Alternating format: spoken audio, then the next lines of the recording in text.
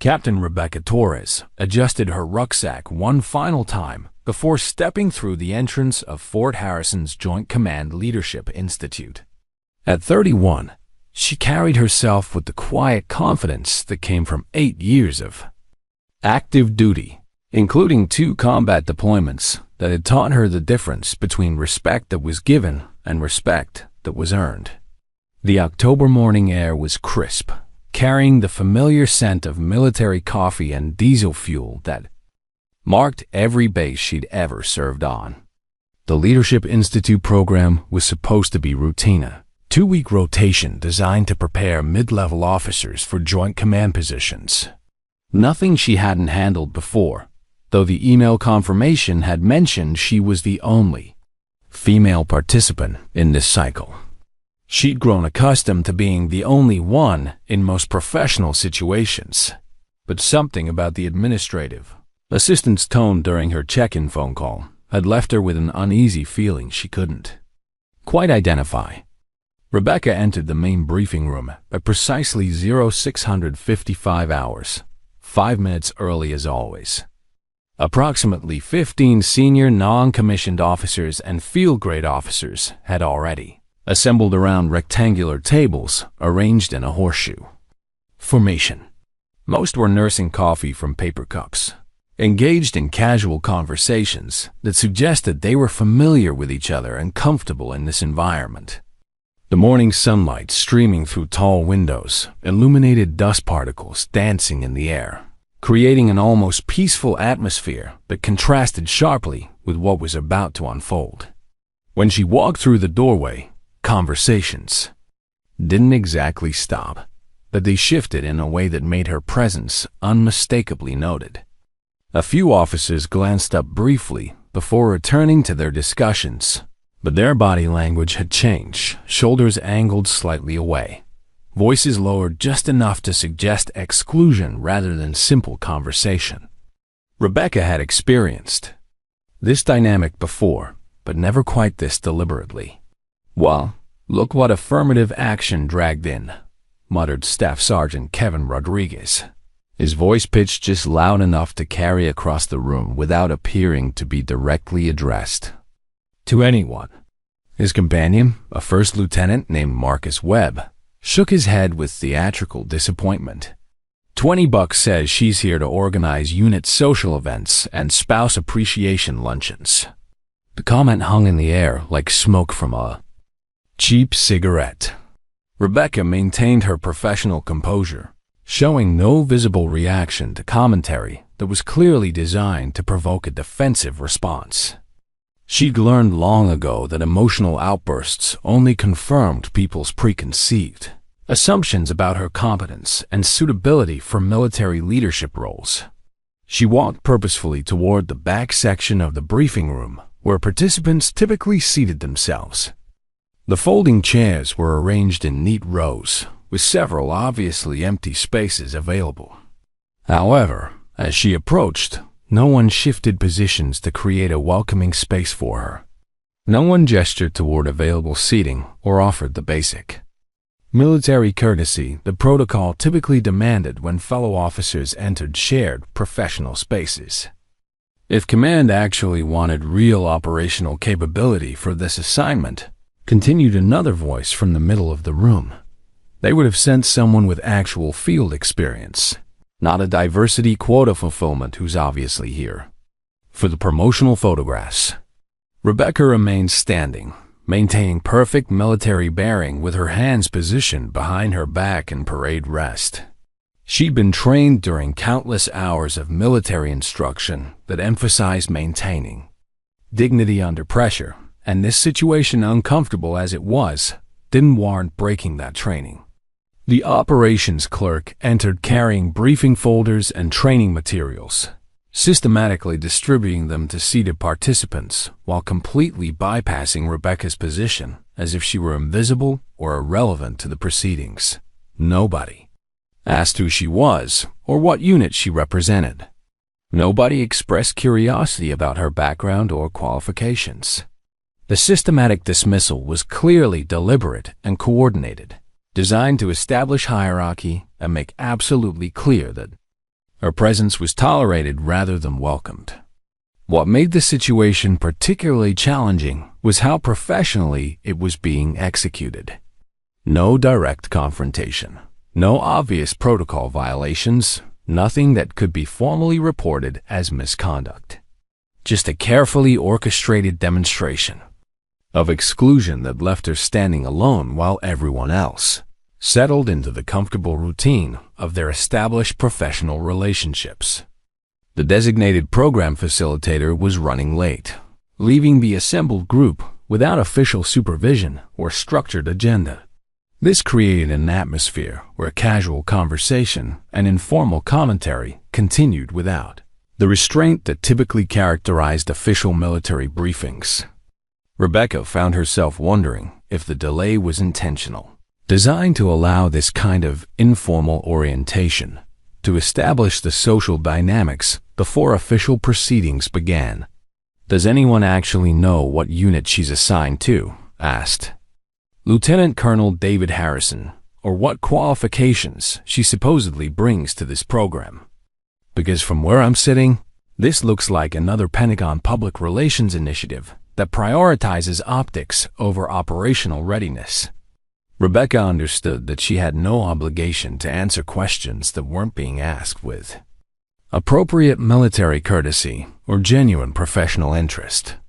If they wanted information about her background, they could request it through proper channels rather than expecting her to justify her presence to people who had already decided she didn't belong here. But as she maintained her silent stance, watching officers who would soon be responsible for leading soldiers in potentially life-threatening situations demonstrate such casual disregard for military professionalism, Rebecca found herself thinking about a conversation she'd had with her former commanding officer just 3 weeks earlier. Colonel Patricia Reeves had warned her that this assignment might present challenges that had nothing to do with her actual job performance. "Some environments," Colonel Reeves had said, "require you to prove yourself before they'll even acknowledge you're in the room.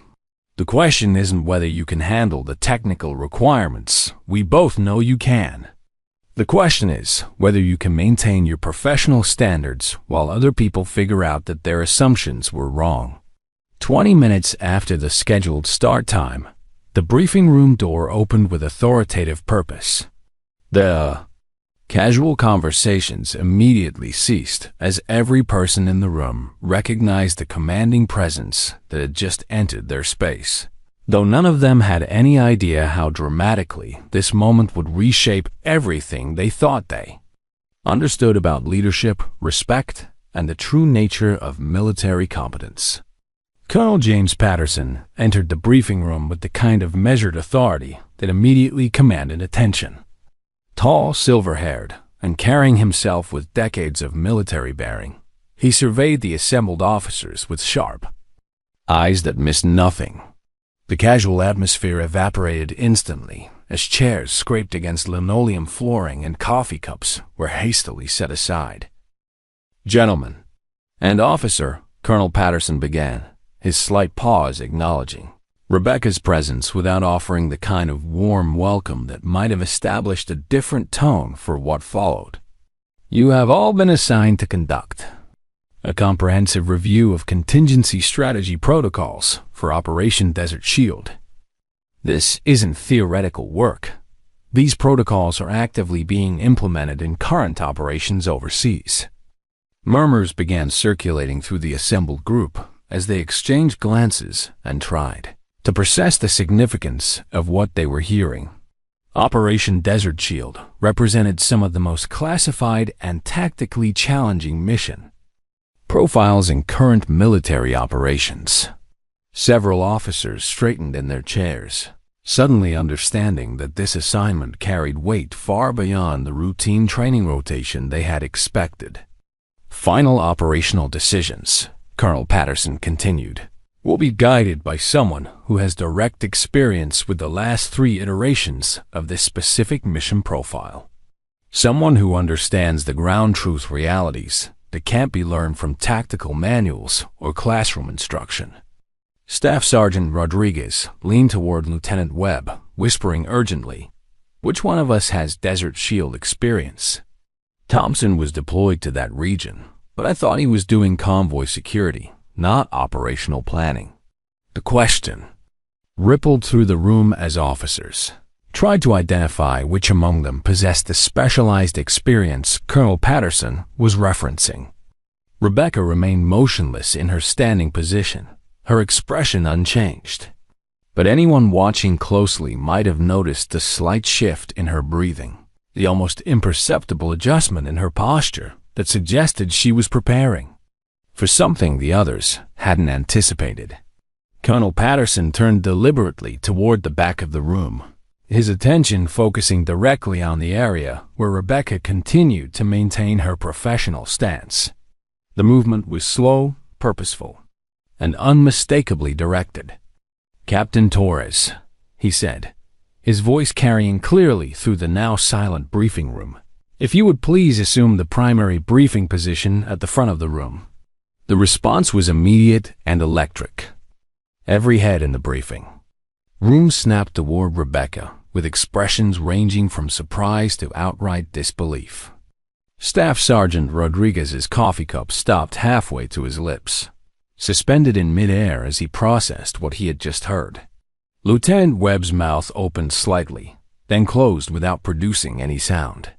"There's absolutely no way this is happening," Rodriguez whispered to his neighbor, though his voice carried clearly in the sudden silence.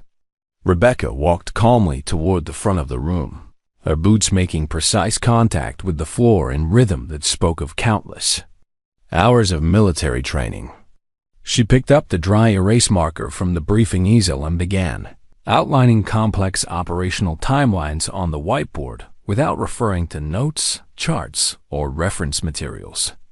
"Operation Desert Shield Phase 1, she began, her voice calm and professionally modulated, requires establishing forward operating bases within 48 hours of mission initiation.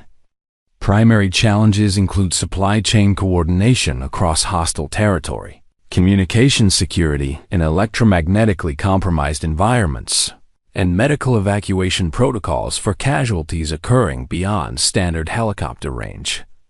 Her presentation demonstrated intimate familiarity with operational details that couldn't be learned through classroom instruction or theoretical study.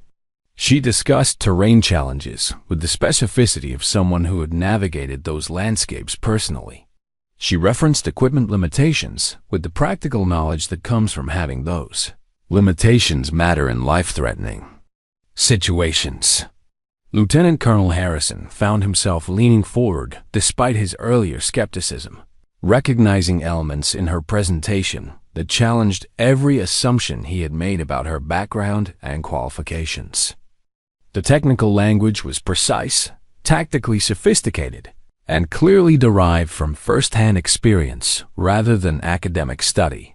"Phase 2 coordination," Rebecca continued, moving to a different section of the whiteboard, "requires real-time intelligence updates from sources who may be compromised or unreliable. Decision-making protocols must account for communication delays of up to 6 hours, weather conditions that can ground air support for extended periods, and the psychological stress factors that affect judgment when personnel have been deployed beyond normal rotation cycles." Her eyes showed no emotional response when discussing casualty zones or high-risk extraction scenarios. Her voice remained steady throughout the presentation, but carried the absolute certainty that comes from someone who has made life-or-death decisions under pressure and lived with the consequences of those choices. The transformation in room dynamics was immediate and uncomfortable. Officers who had spent the morning dismissing her presence as a diversity initiative were now confronting evidence that she possessed operational experience that exceeded their own qualifications. The casual mockery and dismissive commentary disappeared completely, replaced by the kind of respectful attention that military personnel reserve for briefings that contain information they need to understand for their own professional survival. But recognition and acceptance were two different things. While the assembled officers could no longer question Rebecca's technical competence, the social dynamics hadn't shifted. If anything, the revelation that she possessed superior qualifications seemed to create additional tension rather than resolving the underlying conflict. During the lunch break, conversations clustered around small groups engaged in urgent discussions.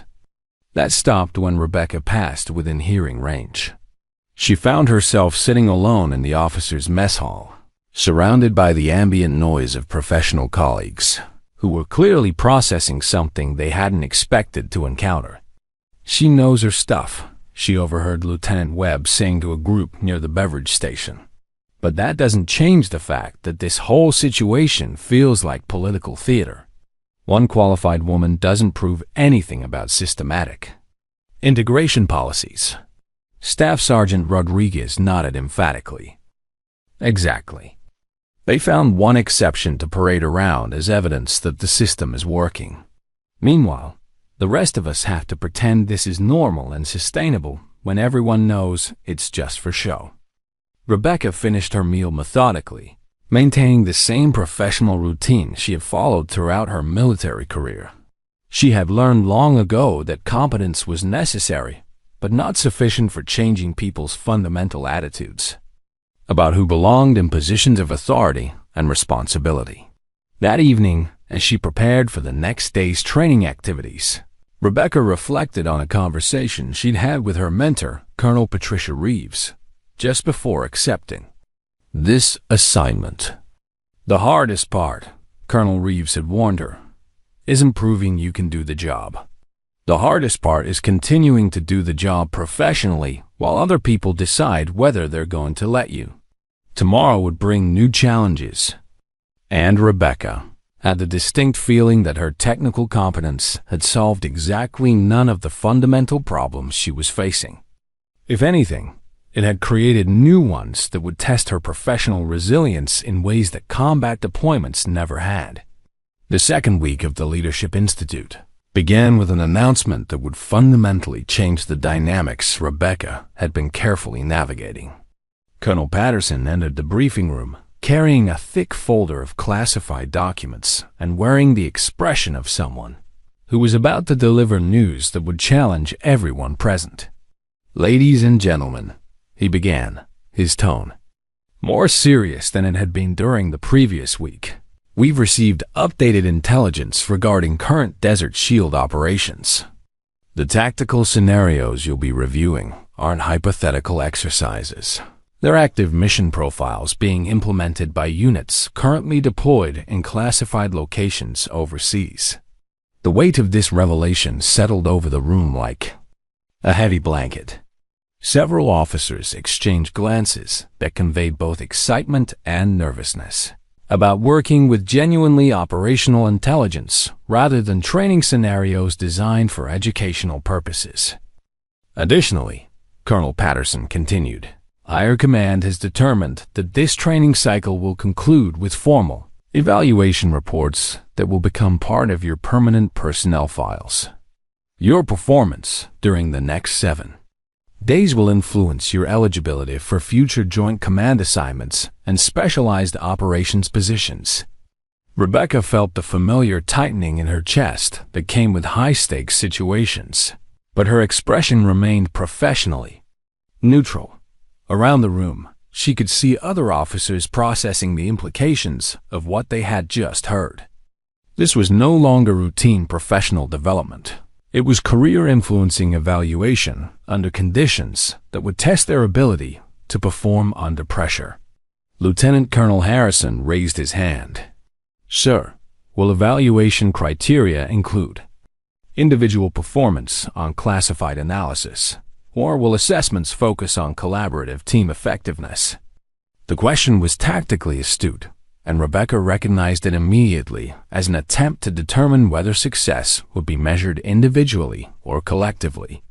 In team-based evaluation scenarios, a single person's superior performance could be minimized or undermined by group dynamics that prevented effective collaboration. Both Colonel Patterson replied without elaboration, though his slight smile suggested he understood exactly why the question had been asked.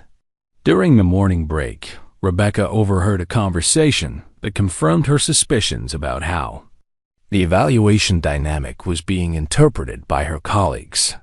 Staff Sergeant Rodriguez was speaking quietly to a group of 3 other NCOs near the coffee station. "Look, we all saw her technical presentation last week. She obviously knows the operational details. But military leadership isn't just about individual technical competence. It's about building consensus, managing team dynamics, and creating collaborative solutions. Some people are naturally better at that kind of interpersonal coordination." Lieutenant Webb nodded thoughtfully. "Exactly. And let's be honest about the evaluation dynamic here. If higher command is looking for evidence that integration policies are working, they're going to weight her performance more heavily than ours. She doesn't have to be better than us. She just has to be good enough to support the narrative they want to tell." The implication was clear and professionally devastating. Even if Rebecca performed exceptionally, her success would be attributed to institutional bias rather than individual competence. And if she performed poorly, it would confirm their original assumptions about her qualifications. The morning training session involved small group analysis of tactical scenarios where teams of 3 or 4 officers were assigned specific operational challenges to solve collaboratively. Rebecca found herself assigned to a group with Lieutenant Webb, Staff Sergeant Rodriguez, and Captain Michael Thompson, the 3 individuals who have been most vocal about their skepticism regarding her presence in the program. Their assigned scenario involved coordinating medical evacuation procedures for wounded personnel in hostile territory, where standard helicopter extraction wasn't feasible due to weather conditions and enemy air defense capabilities. It was exactly the kind of complex, multivariable problem that required both technical expertise and collaborative problem-solving skills. Rebecca began outlining potential solutions based on her operational experience, but found herself repeatedly interrupted by questions that seemed designed more to challenge her reasoning and to understand her recommendations. "That extraction timeline assumes perfect weather conditions," Lieutenant Webb interjected. "What happens when sandstorm conditions extend the window beyond your projected 48 hours? "Ground convoy evacuation through hostile territory," Rebecca replied, "following established protocols for medical transport under enemy contact conditions. Teams establish defensive perimeters at predetermined waypoints while maintaining communication with extraction coordination elements. And if communication equipment fails?" Staff Sergeant Rodriguez added immediately, "Your entire plan depends on real-time coordination that may not be feasible under actual combat conditions." Rebecca recognized the dynamic that was developing. Every solution she proposed was being subjected to increasingly elaborate hypothetical complications that were technically possible but operationally unlikely. Meanwhile, alternative solutions proposed by her teammates were being accepted without similar scrutiny. "Perhaps," Captain Thompson suggested, "we should focus on more conventional approaches that don't require specialized operational experience that may not be available in standard deployment situations." The implication was unmistakable. Rebecca's recommendations were being dismissed not because they were technically flawed, but because they were based on experience that was supposedly too specialized to be practically applicable. During lunch, Rebecca sat alone again, but this time she noticed something different. Captain Jennifer Martinez, one of the few officers who hadn't participated in the dismissive commentary during the first week, approached her table carrying her own lunch tray. "Mind if I sit here?" Martinez asked, though her tone suggested the question was more courtesy than genuine uncertainty. "Of course," Rebecca replied, genuinely grateful for the social contact. Martinez sat down and spoke quietly, her voice just low enough that their conversation wouldn't carry to nearby tables. "I wanted you to know that some of us have been watching what's happening here, and it's not as invisible as they think it is." Rebecca looked up from her meal, uncertain how to respond to what sounded like an offer of support, but might also be a trap. "I've been in the military for 12 years, Martinez continued, "and I've seen this dynamic before. It's professional enough that it can't be formally reported, but systematic enough that it's clearly coordinated. The question stacking during this morning's group work wasn't accidental. The validation was both welcome and concerning." Rebecca appreciated having her observations confirmed by someone else, but Martinez's recognition of the pattern suggested that the situation was more obvious than she had hoped. "What would you recommend?" Rebecca asked carefully. Martinez smiled grimly. "Document everything. Times, witnesses, specific comments. Not because you're planning to file a complaint, but because you need to protect yourself if this escalates. And trust me, based on what I've seen so far, it's going to escalate." That evening, Rebecca returned to her quarters, feeling more isolated than she had since her first deployment overseas. The technical challenges of the training program were well within her capabilities, but the social dynamics were creating obstacles that had nothing to do with military competence and everything to do with personal politics that she had no power to influence. She pulled out a notebook and began documenting the specific incidents Martinez had recommended she track, though she wondered if creating this record would ultimately help her cause or simply provide evidence of problems that higher command would prefer to ignore. Tomorrow would bring new challenges, and Rebecca had the uncomfortable feeling that her actual job performance was becoming increasingly irrelevant to how this situation would ultimately be resolved. The crisis came on Thursday morning, during what should have been a routine tactical planning exercise. Rebecca arrived at the briefing room early, as always, to find Colonel Patterson reviewing classified documents with an expression that suggested something significant had developed overnight. "Change of plans," he announced as the assembled officers settled into their seats. "We've received priority intelligence updates regarding active Desert Shield operations. 2 of our forward operating bases have encountered tactical situations that directly mirror the scenarios you've been analyzing. Your recommendations from today's session will be forwarded to operational commanders within 48 hours. The implications hit the room like a physical force. These weren't training exercises anymore. They were contributing to real mission planning that would affect actual soldiers in active combat situations. Rebecca felt the familiar surge of adrenaline that came with high-stakes operational responsibility. But around the room, she could see other officers processing the pressure differently. Additionally, Colonel Patterson continued, "Today's session will be observed by senior command personnel who are evaluating the effectiveness of this training program for future implementation across other Joint Command installations." Staff Sergeant Rodriguez shifted uncomfortably in his chair. Lieutenant Webb's jaw tightened visibly. Captain Thompson began organizing his materials with the kind of nervous energy that suggested he was feeling pressure he hadn't anticipated. The morning scenario involved coordinating multi-unit response to a forward operating base that had come under sustained enemy attack while simultaneously dealing with wounded personnel who required immediate medical evacuation. It was exactly the type of complex, time-sensitive crisis that separated competent officers from exceptional ones. Rebecca was assigned to lead the tactical response team, with her previous week's colleagues serving as unit commanders responsible for implementing her operational directives. Under normal circumstances, this would have been a straightforward exercise in military leadership and collaborative problem-solving. But as Rebecca began outlining her response strategy, she encountered resistance that went far beyond professional disagreement or tactical discussion.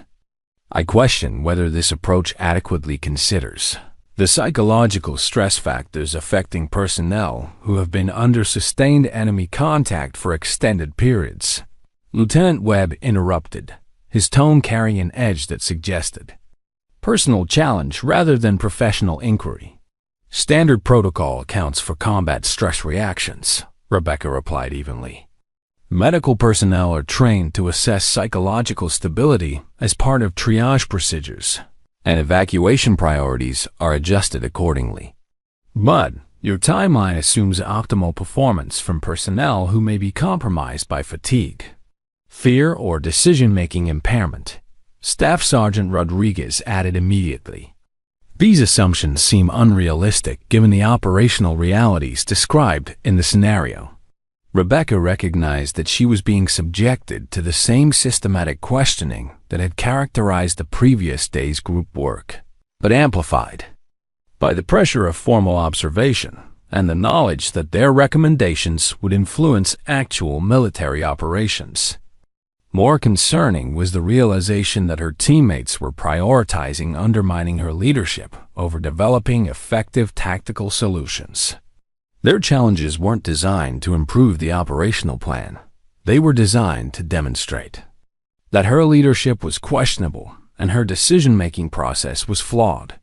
Perhaps, Captain Thompson suggested, we should consider alternative command structures that distribute decision-making authority more broadly across unit leadership, rather than concentrating it in a single individual who may not have comprehensive understanding of all operational variables. The suggestion was technically reasonable, but tactically disastrous.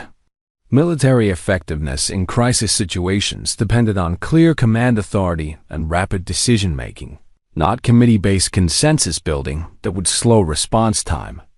During life-threatening emergencies, Rebecca found herself in an impossible position. If she defended her command authority, she would appear unwilling to collaborate or consider alternative perspectives. If she accepted distributed command structure, she would be abandoning fundamental military leadership principles that were essential for operational success. The observing senior officers were taking notes throughout the session, and Rebecca could see them exchanging glances that suggested they were witnessing dynamics that extended beyond normal training exercise discussions. During the lunch break, Captain Martinez approached Rebecca again, but this time her expression carried concern rather than supportive curiosity. "They're sabotaging you," Martinez said without preamble. This morning's session wasn't professional disagreement. It was coordinated resistance designed to make you look incompetent in front of senior command observation. Rebecca had reached the same conclusion, but hearing it stated so directly was both validating and deeply troubling. "What would you recommend?" "Fight back," Martinez said firmly. "But don't fight them, fight for the mission. Focus on operational effectiveness and let their behavior speak for itself. Senior command isn't stupid. They can recognize the difference between legitimate tactical discussion and personal politics." The afternoon session would focus on presenting final recommendations to the observing senior officers, with each team leader required to defend their tactical decisions under formal questioning. Rebecca understood that this presentation would likely determine not just her evaluation for this training program, but her future eligibility for joint command positions and specialized operations assignments. That evening, she spent hours reviewing her operational analysis and preparing for questions that would test both her technical competence and her ability to maintain professional composure under hostile questioning. She had faced enemy fire in combat deployments, but somehow this felt more personally threatening because the attacks were coming from people who were supposed to be her professional colleagues. As she prepared for what would likely be the most challenging presentation of her military career, Rebecca reflected on something her first commanding officer had told her during basic training. The military will test your physical courage in combat situations, but it will test your moral courage every single day. The second test is usually harder than the first. Tomorrow would determine whether 8 years of military service and proven operational competence would be sufficient to overcome professional politics that had nothing to do with her actual job performance and everything to do with other people's assumptions about who belonged in positions of military leadership. The stakes couldn't be higher, and Rebecca had the uncomfortable realization that her individual success or failure would be interpreted as evidence for or against integration policies that affected far more people than just herself. Friday morning arrived with an unexpected development that would change everything Rebecca thought she understood about her situation. Colonel Patterson entered the briefing room accompanied by Brigadier General Catherine Reynolds, whose presence immediately elevated the formality and significance of what everyone had assumed would be routine training program conclusions. "Ladies and gentlemen," Colonel Patterson began, "General Reynolds will be conducting final evaluations personally rather than reviewing written reports. Each team leader will present their tactical recommendations directly to general-level command for assessment and potential implementation in active operations." The announcement sent visible tension through the assembled officers. Presenting to general-level command meant that their performance would be evaluated at the highest levels of military leadership, with implications that extended far beyond individual career advancement to institutional policy decisions about joint command training effectiveness.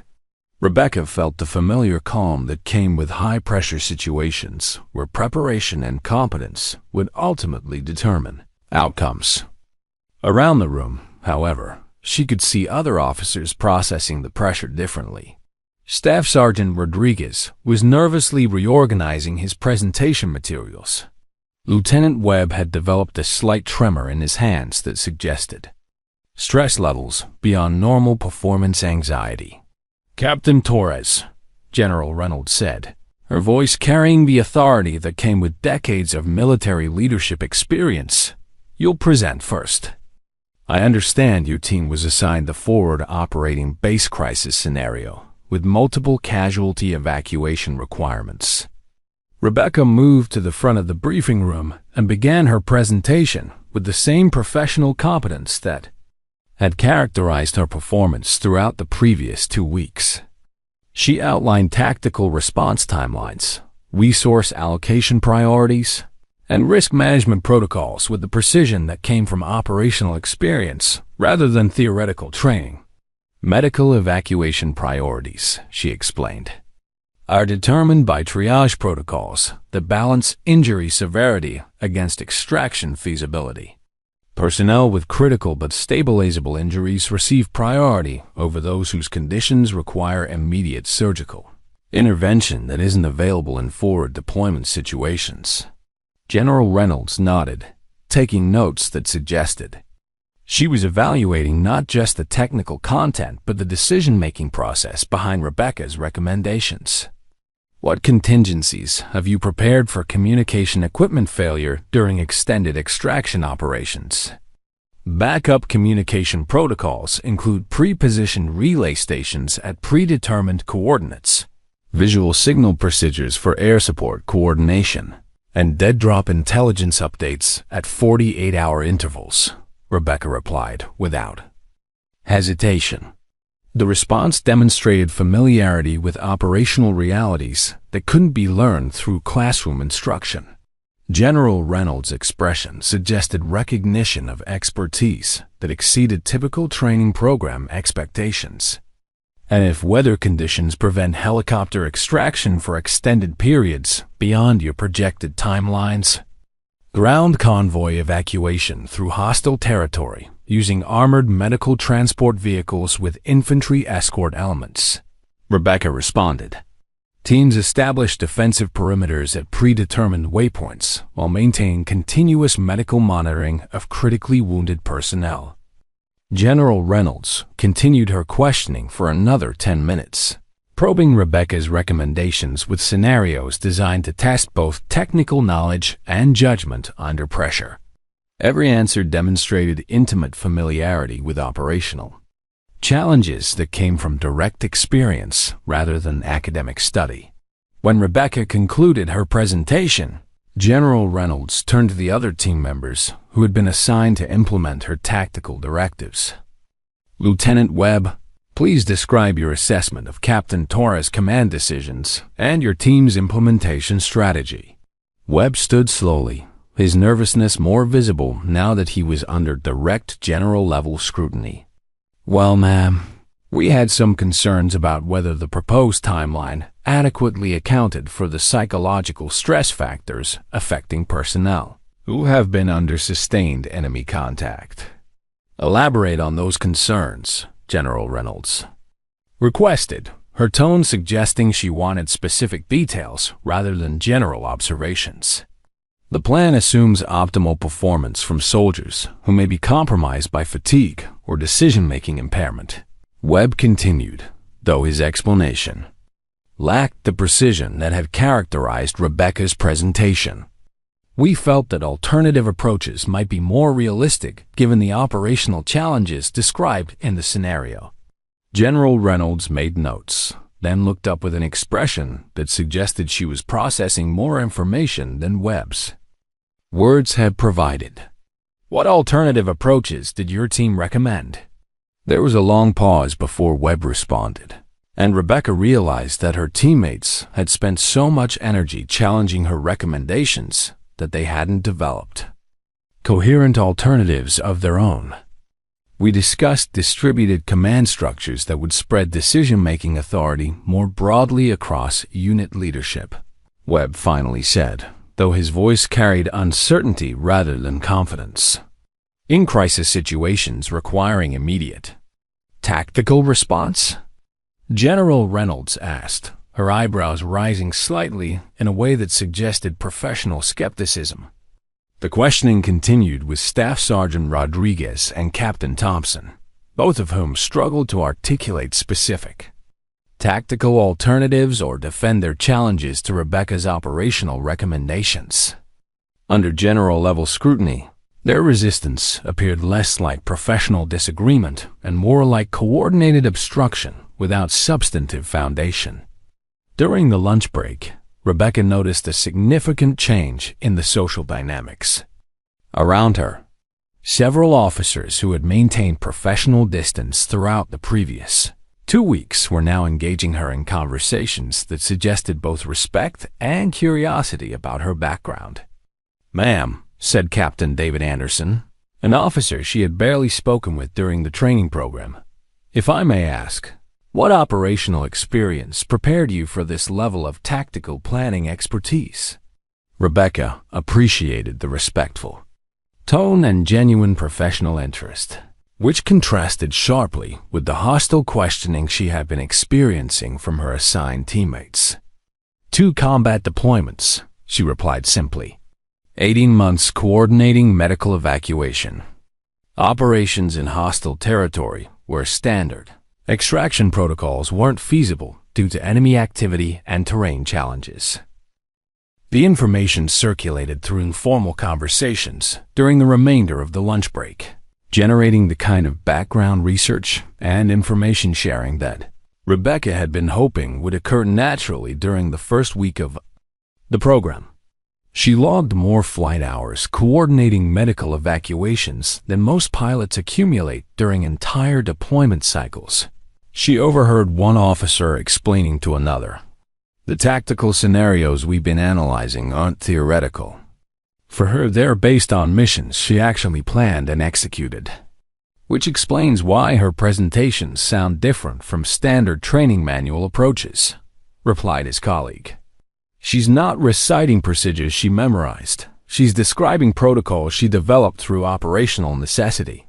That afternoon, General Reynolds conducted individual interviews with each participating officer, though the purpose and scope of these conversations wasn't announced to the group. Rebecca's interview lasted nearly 40 minutes and covered topics ranging from her operational experience to her assessment of Joint Command training effectiveness. "Captain Torres," General Reynolds said near the conclusion of their conversation, "what has been your overall impression of the collaborative dynamics during this training program. The question was carefully worded, but clearly designed to provide Rebecca with an opportunity to address the professional challenges she had been experiencing without directly accusing her colleagues of misconduct. Rebecca considered her response carefully, understanding that her answer would influence not just her own evaluation, but potentially the assessment of the entire training program's effectiveness.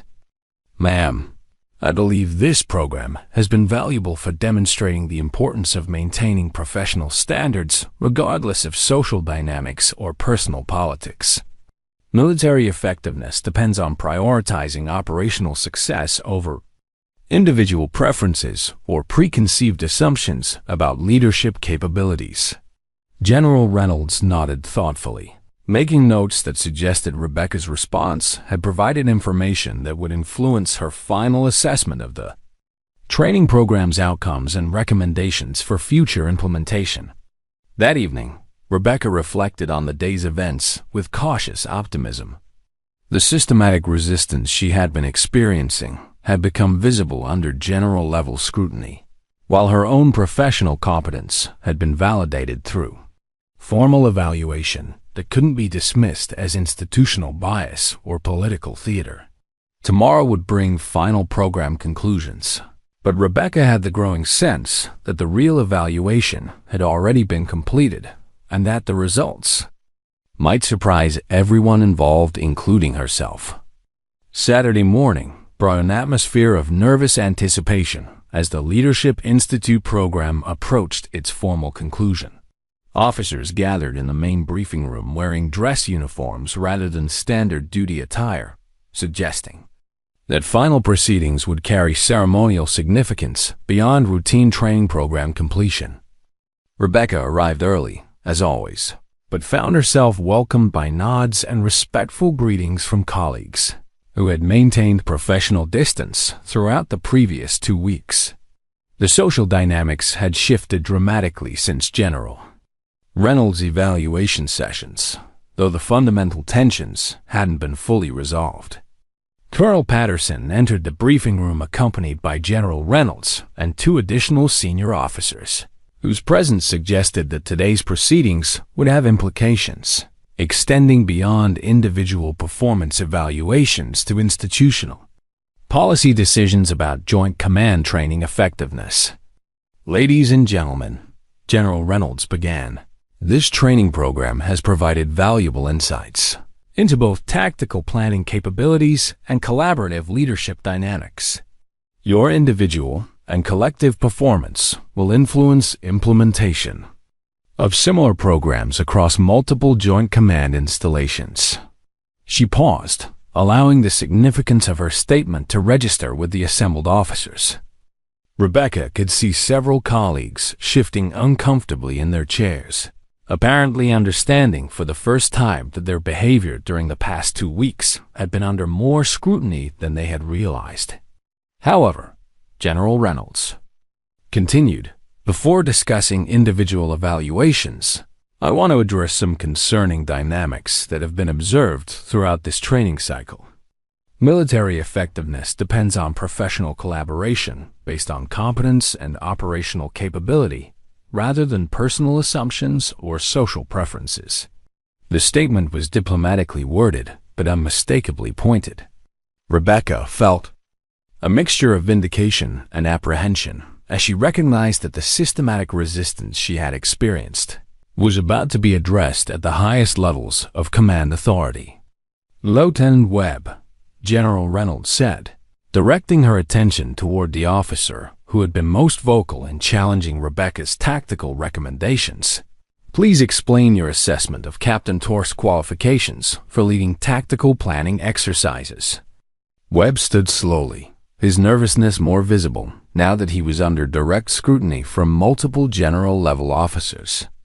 "Ma'am, I have no specific concerns about Captain Torres' technical knowledge or operational planning capabilities. Yet, during collaborative exercises, you consistently challenged her recommendations with hypothetical scenarios that weren't applied to proposals from other team members. General Reynolds observed. "Can you explain the reasoning behind this selective scrutiny?" The question hung in the air like smoke from a cheap cigarette. Webb's face flushed slightly as he realized that his behavior had been more transparent than he had assumed.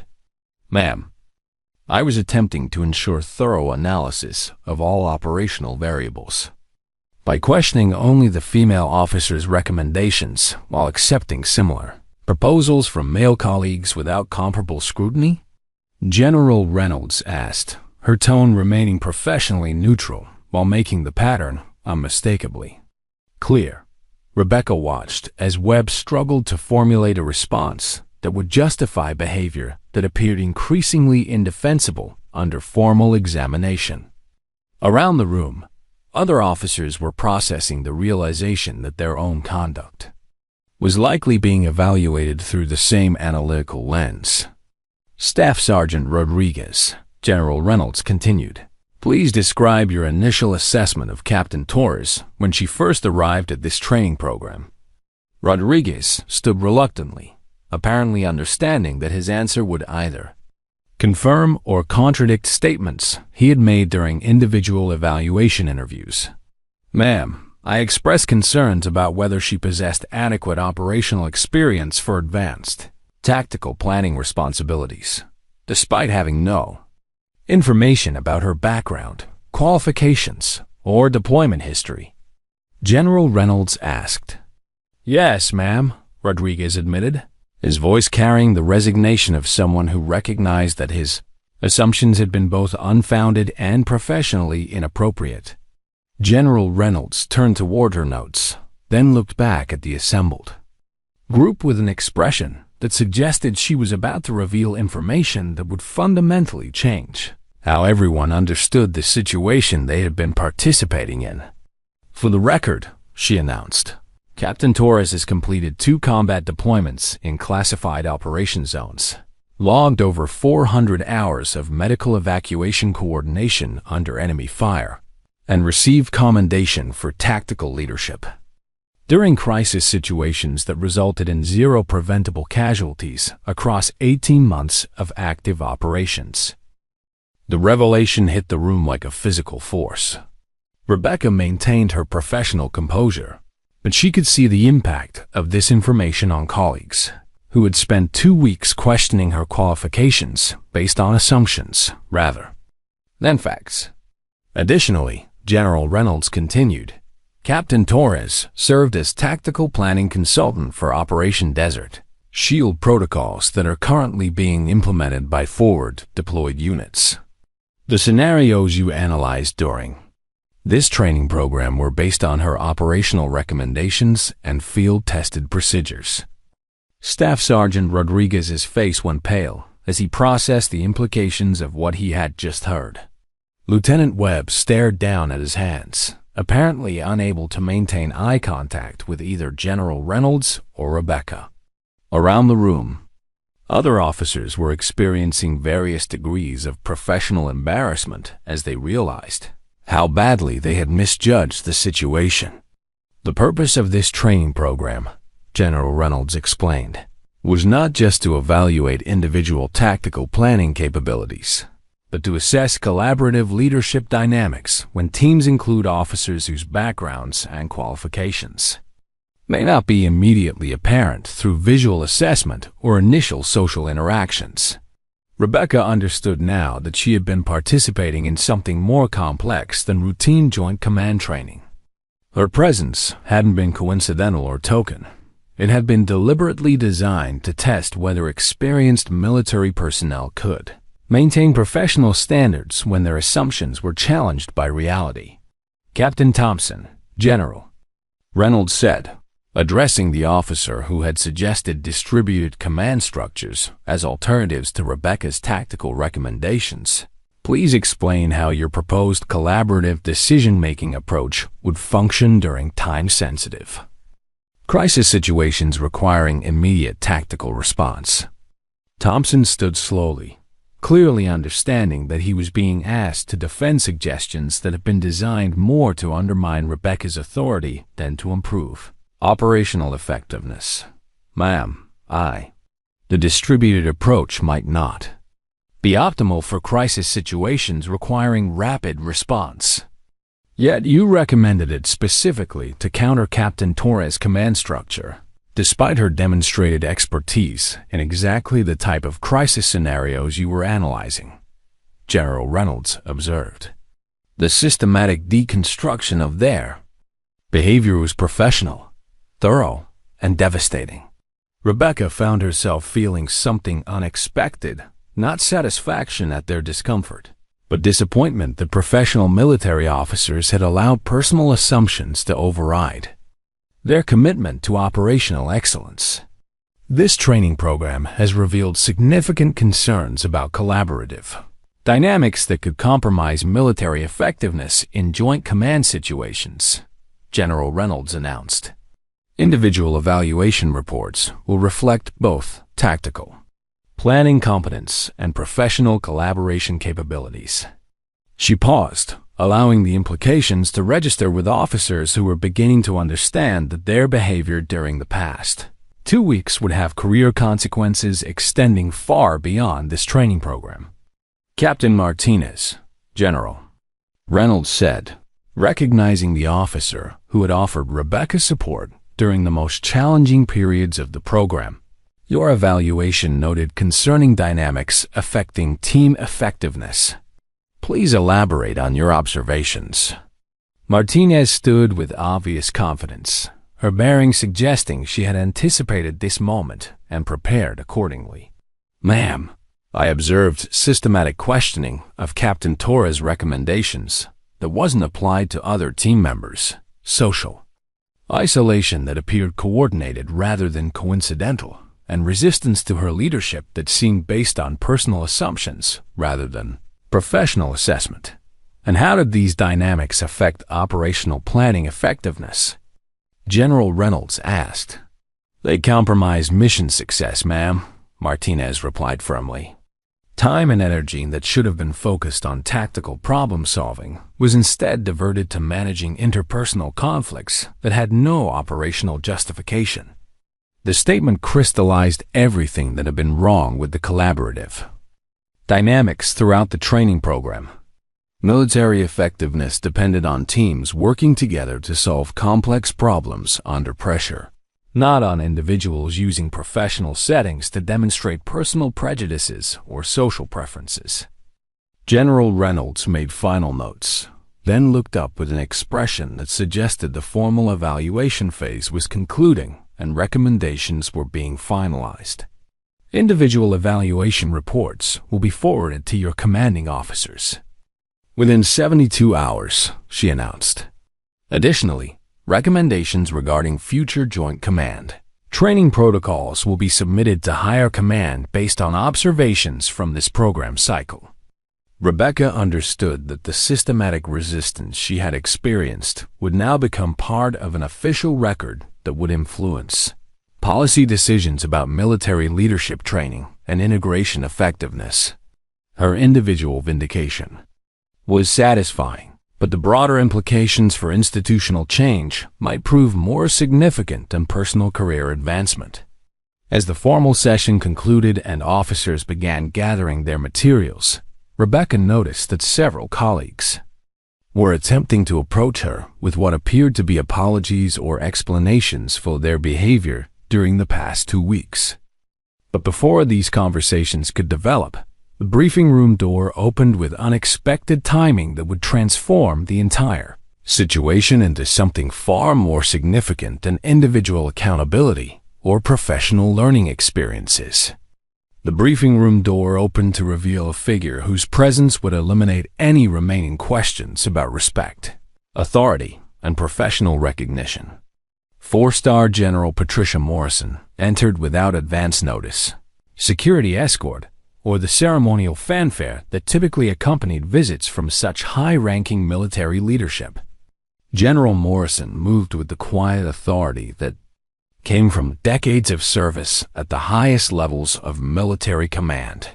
Her silver hair was pulled back in regulation style.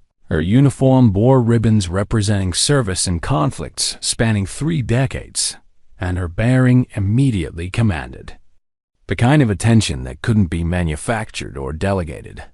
The entire room snapped to attention with synchronized precision that reflected years of military training and institutional conditioning.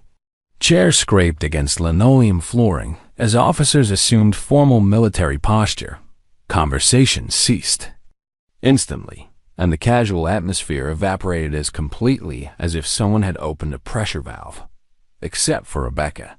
She was already standing in perfect military bearing, maintaining the same composed posture she had displayed throughout the week, regardless of how others had chosen to treat her presence. Her position at attention was crisp, professional, and demonstrated the kind of automatic military discipline that came from years of service rather than momentary adjustment to unexpected authority. General Morrison's eyes swept across the assembled officers, taking note of their formations and bearing, but her attention clearly focused on a specific individual rather than the group as a whole. She walked past the senior officers who had questioned Rebecca's qualifications, past the staff sergeants who had dismissed her presence as quota fulfillment, past the colonels who had observed the week's dynamics without intervention. She stopped directly in front of Captain Rebecca Torres. Without preamble, explanation, or acknowledgement of the dozens of witnesses present, General Morrison rendered a crisp military salute, the kind of formal recognition that four-star generals reserve for personnel who have earned their respect through exceptional service and demonstrated competence under the most challenging circumstances. "Captain Torres," General Morrison said, her voice carrying clearly through the silent room. "It's always encouraging to see our finest officers continuing to do the quiet work that makes everything else possible." The statement was brief, professional, and carried implications that everyone present understood despite not having access to the classified details that explained the relationship between a four-star general and a captain whose background had remained largely mysterious to her colleagues throughout the training program. Rebecca returned the salute with equal precision, her expression unchanged, but her bearing somehow conveying both respect for superior authority and quiet confidence in her own professional standing. "Thank you, ma'am."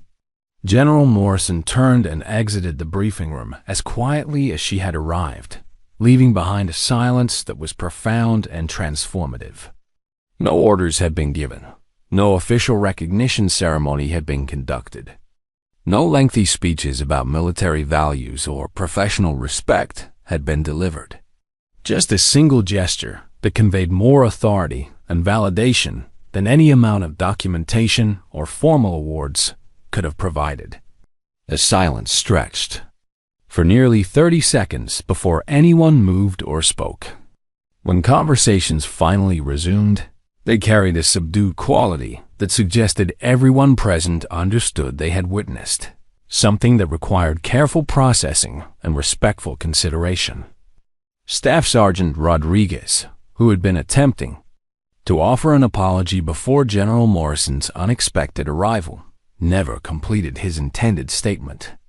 The words had become irrelevant in the face of recognition that operated at levels far above anything he could influence or understand. Lieutenant Webb stared at Rebecca with an expression that mixed professional respect with obvious bewilderment. Captain Thompson appeared to be processing information that fundamentally challenged his assumptions about military hierarchy and institutional recognition. Even General Reynolds, who had been conducting the formal evaluation sessions, seemed impressed by the unexpected validation that Rebecca had just received from the highest levels of military command. Her expression suggested she was reassessing information she thought she already understood about Rebecca's background and qualifications. Captain Martinez approached Rebecca with a smile that conveyed both personal satisfaction and professional vindication. "Well," she said quietly, "I think it settles any remaining questions about your standing in the military hierarchy." Rebecca nodded thoughtfully, though her expression remained characteristically composed. The recognition from General Morrison was gratifying, but it also carried weight that extended beyond personal validation to institutional implications about leadership, competence, and the complex dynamics that affected military effectiveness. "The program evaluation is concluded," General Reynolds announced, though her voice carried a different tone than it had before General Morrison's unexpected visit. Individual assessment reports will reflect both technical competence and collaborative leadership capabilities demonstrated throughout this training cycle. Officers began gathering their materials and preparing to depart, but the social dynamics had fundamentally changed. Several colleagues who had maintained professional distance throughout the past 2 weeks were now engaging Rebecca in conversations that suggested both respect and curiosity about her background and future assignments. "Ma'am," said Captain Anderson, "if you don't mind my asking, how long have you worked with General Morrison on operational planning projects?" Rebecca appreciated the respectful tone and genuine professional interest, which represented a dramatic shift from the hostile questioning she had experienced during group exercises. "Several classified assignments over the past 3 years." She replied without providing details that might compromise operational security. The information generated additional questions and discussions that demonstrated the kind of professional curiosity and respectful engagement that should have characterized the entire training program from the beginning. Rebecca found herself finally experiencing the collaborative learning environment that Joint Command training was supposed to provide.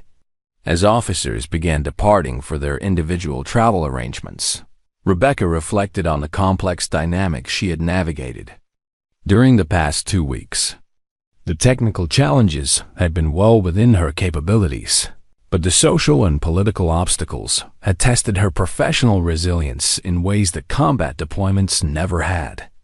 The validation from General Morrison was personally meaningful, but more importantly, it had demonstrated to everyone present that competence and authority weren't always visible through conventional indicators, like rank insignia or demographic characteristics.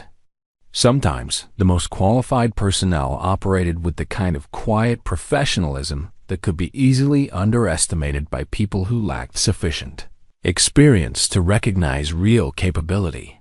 That evening, as Rebecca prepared for her departure from Fort Harrison, she received an unexpected message requesting her presence at a brief administrative meeting. The request came from General Reynolds' office and suggested that the formal conclusion of the training program might include additional elements that hadn't been announced to the general participant group. Tomorrow would bring new assignments and different challenges, but Rebecca had the satisfaction of knowing that she had maintained her professional standards throughout circumstances that had tested both her technical competence and her personal resilience. The recognition from General Morrison had been gratifying, but the real victory was simpler and more fundamental. She had done her job professionally, regardless of external circumstances or other people's assumptions about her capabilities. 3 weeks later, Rebecca sat in her new office at the Pentagon, reviewing classified briefing materials for her assignment as Senior Tactical Planning Consultant for Joint Special Operations Command. The promotion had come through with unusual speed, accompanied by commendations that referenced her performance during recent leadership evaluation exercises and her demonstrated capability for maintaining operational excellence under challenging, collaborative circumstances. The office was small, but positioned within the section of the building where strategic-level decisions were made about military operations worldwide. Through her window, she could see the Potomac River and the monuments. That represented the democratic principles her military service was designed to protect.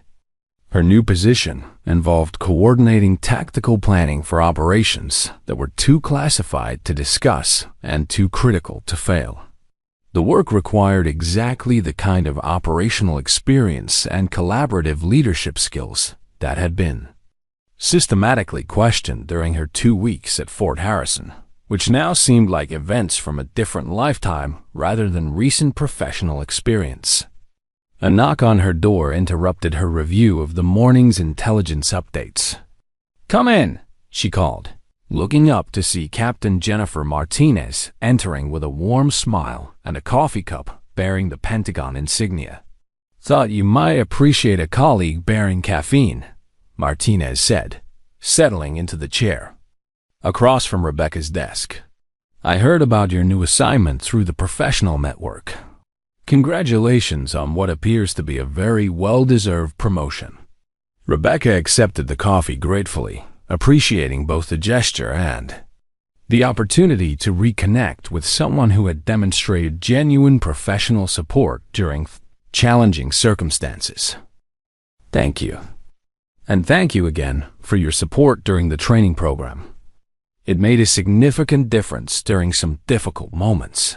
Martinez waved dismissively. "You handled that situation with more grace than I would have managed. Though I have to admit, General Morrison's unexpected appearance was probably the most professionally satisfying moment I've witnessed in 12 years of military service." They shared a laugh that carried both amusement and relief about events that had concluded with recognition rather than career damage. Rebecca had learned through informal channels that the evaluation reports from the Leadership Institute program had resulted in some significant professional consequences for officers whose behavior had been documented as compromising military effectiveness through personal bias and unprofessional conduct. "What happened to the others?" Rebecca asked, curious about the outcomes that had followed her departure from Fort Harrison. Martinez's expression became more serious. "Mixed results. Lieutenant Webb received formal counseling about collaborative leadership deficiencies and was removed from consideration for advanced command positions. Staff Sergeant Rodriguez was transferred to a different unit with notation in his personnel file about professional development needs." She paused, sipping her coffee before continuing with information that was clearly more sensitive. "Captain Thompson received a written reprimand for conduct undermining mission effectiveness. But the more significant outcome was institutional general. Reynolds submitted recommendations that resulted in comprehensive review of integration policies and training protocols across all Joint Command programs." Rebecca nodded thoughtfully, understanding that her individual experience had been documented and analyzed as evidence for broader policy decisions about military leadership development and collaborative effectiveness.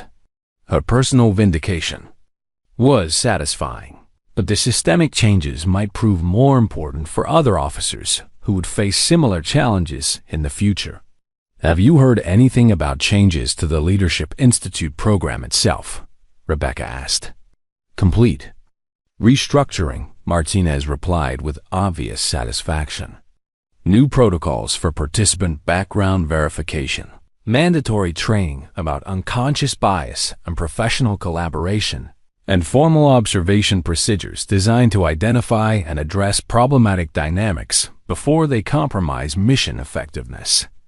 The information suggested that Rebecca's experience had contributed to institutional learning that would benefit future participants and improve military leadership development across multiple command levels. The systematic resistance she had encountered would be less likely to affect other officers because procedures now existed for identifying and addressing such behavior before it escalated to mission-compromising levels. Their conversation was interrupted by Rebecca's desk phone, which displayed a caller ID indicating a call from the office of the Joint Chiefs of Staff.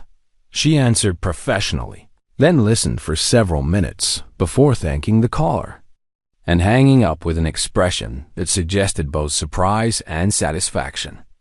"Everything all right?" Martinez asked, noting Rebecca's thoughtful expression.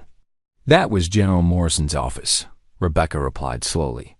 "I've been requested to serve as military advisor for a congressional briefing about Joint Command effectiveness and integration policy outcomes.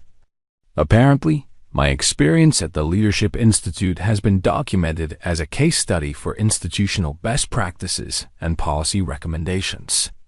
Martinez raised her eyebrows appreciatively. from training program participant to congressional policy advisor in 3 weeks. That might be some kind of professional advancement record. Rebecca laughed, though she was still processing the implications of the request.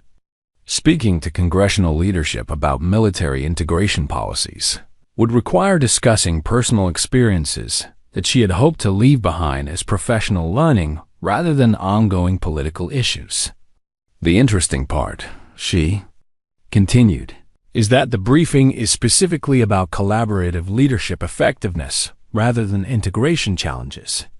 The focus is on operational competence and mission success rather than demographic representation or social policy. The distinction was significant because it positioned her experience as evidence about military effectiveness rather than identity politics. Her professional vindication would contribute to policy discussions about competence-based leadership rather than symbolic representation or political correctness. That evening, Rebecca returned to her apartment in Arlington, reflecting on the complex journey that had brought her from systematic professional dismissal to congressional policy consultation within a matter of weeks. The transformation wasn't just personal, it represented institutional recognition that competence-based evaluation and collaborative effectiveness were essential for military mission success, regardless of individual characteristics or social assumptions.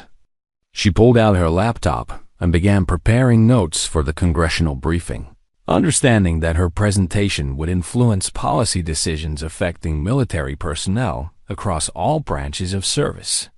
The responsibility was significant, but she approached it with the same professional competence that had characterized her performance throughout her military career.